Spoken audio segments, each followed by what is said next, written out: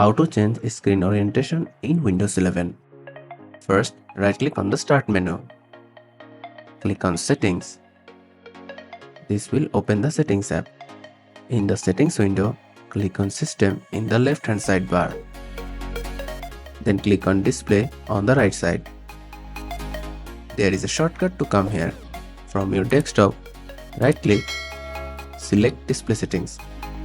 Now, in the Display Settings window, find the section labeled Scale and Layout.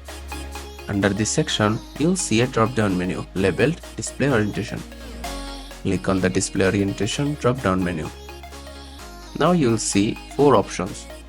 Landscape mode. This is the standard horizontal orientation. Portrait mode.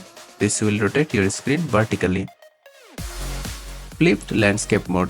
This will rotate your screen 180 degrees horizontally. Flipped portrait mode.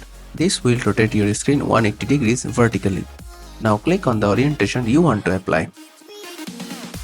After selecting an orientation, your screen will temporarily change. A dialog box will appear asking keep these display settings.